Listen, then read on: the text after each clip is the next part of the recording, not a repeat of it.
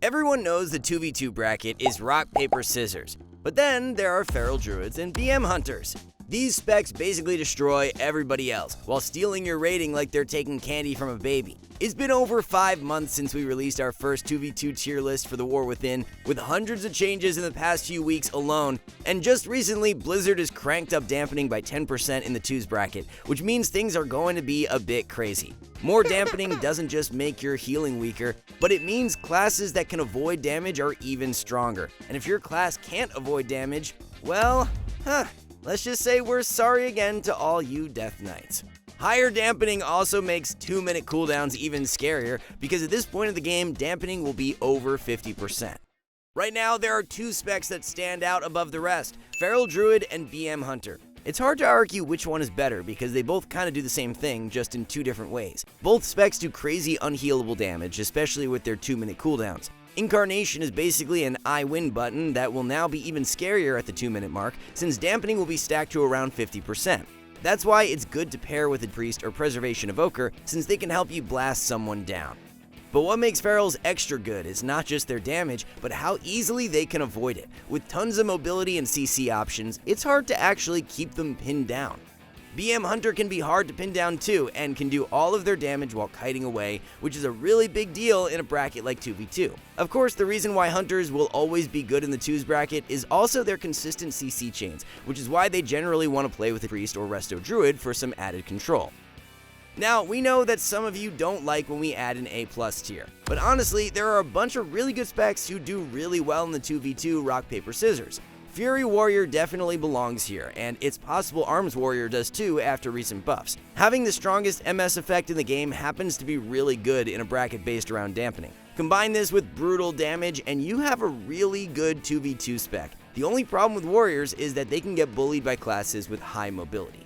The same thing is true for Windwalker Monk. Of course, this is another spec which can do insane damage in PvP, while also being a bit tricky to kill thanks to their wall of defensive cooldowns. Once again though, the main problem is that it's much easier for players to simply avoid damage in 2v2, especially into melee. This is why Windwalker Monks generally do well with Holy Paladins, since Blessing of Freedom can enable their damage.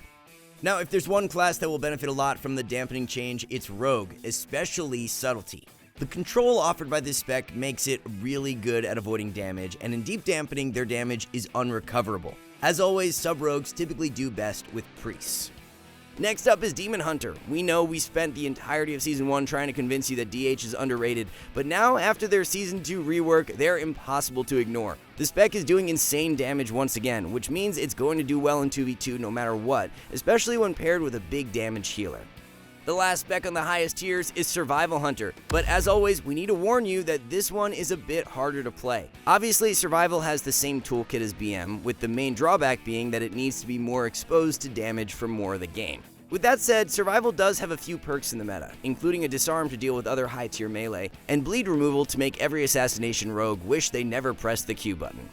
At this point, we need to go down half a tier, but before we do, let's clarify something. The difference between the high tiers is once again a matter of rock, paper, scissors. The higher you go on the tier list, the less hard counters you will have.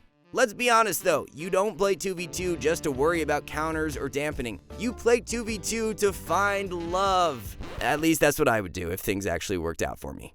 Wouldn't it be nice if those dating apps actually guaranteed you got matches? I guess I gotta get in shape first, but the gym is always crowded and doesn't guarantee fast results either. Luckily, us WoW players got something better than chicks and biceps: arena titles, baby! Skillcap.com is the only place that guarantees you can gain at least 400 rating by using all of our amazing services. The gap between players is growing faster than ever, which is why we made hundreds of insane guides designed to instantly get you ahead of the competition, including positioning videos and brand new courses on how to counter every spec in PvP. We've even leveled up our add-on for Season 2, giving you a game-changing UI in a matter of seconds, which now includes 2-in-1 support for PvE and covers every single class.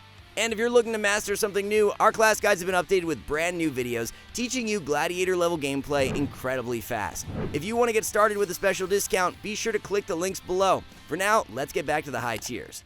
First up on this tier, we have our two remaining rogue specs. While Assassination is traditionally the best rogue spec in 2v2, the sustained damage buffs to sub-rogue have tipped the scales. And don't get us wrong, Outlaw is really good and are capable of reaching the highest ratings, but require significantly more effort. As we mentioned though, we think the buffs to dampening will help all rogue specs overall. While this might seem like a hot take, the A tier is also where you will find Marks Hunters. Of course, Hunters have some pretty ridiculous bursts in Arena, but remember that it's a bit easier to avoid damage in 2v2s. Pillars, disarms, stuns, you name it. This is why BM is generally a better spec in the bracket. Its damage is practically unstoppable. Next up on this tier, we have both Affliction and Demo Warlock. As you probably know by now, the 2v2 bracket isn't exactly caster friendly, especially in this meta with an army of Fury Warriors ready to slam their S key all game. Despite this, Warlocks can be a clear standout, especially Demonology, who when paired with the Resto Shaman can completely hard counter some matchups, especially rogues. Shadow Priest is also making it to the A tier this season. Again, it's pretty rare that casters ever excel in 2v2 environments, but there's something to be said about Shadow, who is easily one of the tankiest specs in the entire game. Shadow generally likes to pair with healers that can offer some form of offensive support, especially with stuns and CC, and is even one of the few specs who manages to do well with double DPS comps. Staying on the wizard train, we have our two mage specs. These days, mage damage is so unbelievably strong that it's no longer 100% necessary to have a stun on your team.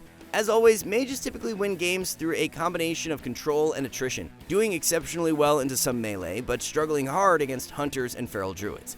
The final high tier spec is Devastation Evoker. For the second season in a row, Devastation is just an absolute menace for many melee DPS. It's got enough mobility for the first minute of the game to never be touched, all while having some of the best sustained damage in the game. Look to pair with any high damage healer and dodge those BM hunters, and you will have a good time making warriors and Windwalker monks miserable.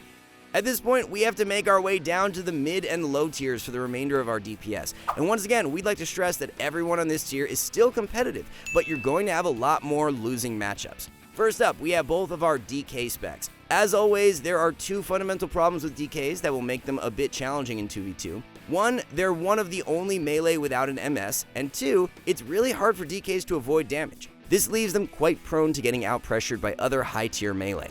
On the bright side, Frost DKs are very good at slaying priests, but in any case, as both specs, you typically want to play with high damage healers, especially Preservation Evokers, who can help set up your goes. Next up is Ret Paladin. We're going to sound like a broken record in the mid tiers, but lacking an MS is definitely an issue. With that in mind, Ret Disc is still a very stable comp. You have a lot of cooldowns to rotate through, and your goal is to win with damage and CC and deep dampening. We then have a few more casters on our B tier. The first is Destruction Warlock. We might honestly be under-ranking Destro here, because it can be exceptionally good when played very well. As always though, the problem with B tier specs is you will have some very difficult matchups, especially into hunters. You'll definitely want a healer with a stun who can help set up kills with double coil. Fire Mage will make a shocking debut on this tier. While Frost and Arcane have the punchy damage needed to close out games, Fire doesn't really have much going for it. Of course, at the end of the day, it is a mage spec, which means you will make some melee miserable by default, and we highly recommend pairing with a priest or druid for those long CC chains. And wrapping up the mid tier is Balanced Druid. Boomies have always been a bit awkward to play in 2v2 since you lack kill pressure outside of Incarnation, while taking infinite damage from some of the meta specs. To fill out some of these gaps, you'll definitely want to play with any of the offensive support healers. That brings us to our low tiers, who will struggle the hardest in the current meta. Unfortunately, both Elemental and Enhancement Shaman belong here. They both have the worst of both worlds. Enhancement is once again one of the only melee without an MS and is really hampered by uptime, while Elemental doesn't really have enough control to reliably slow down the game. If you play these two specs, you're going to have a massive uphill battle. And finally, we're going to be including Augmentation on the C tier. Honestly, there just isn't enough data on this spec. It's strictly a worse version of Dev since it's entirely based around one gimmicky burst setup. In any case, you can play the same comps as Dev, but they will just be a bit worse. That brings us to our DPS rankings for 2v2. If you skipped ahead to this part and are confused as to why we're not showing comps, just go back to each tier to know exactly what to play. Once again, the TLDR is rock, paper, scissors. The higher you are in this list, the less likely you are to have hard counters in the bracket. Now though, let's take some time to quickly look at the healer meta for Season 2. After the buffs to Holy Priest, there are now 2 healers on the S tier, and as always, rest of druids are doing super well too. With that in mind, Preservation Evoker is still really solid, despite being weaker in 3v3. To be a good healer these days in 2v2, you need to contribute offensively, which Preservation Evokers do exceptionally well. Overall, the healing meta is pretty balanced, and everyone has a shot to climb to the highest ratings. And remember, if you're a Skill Gap member, you can now see Bislis directly in-game as a part of the #1 PvP UI. We've also got brand new courses for Season 2, including how to counter every class in the game. Positioning, we make it easy. And of course, our class guides teach you how to master your spec. Skill Capped is #1 for a reason. Everything we offer is backed up by a rating gain guarantee. Yes, we actually promise you will gain rating while using our service. So if you want to get started, be sure to visit the exclusive discount link below. For now, we want to thank you all for watching. See you soon.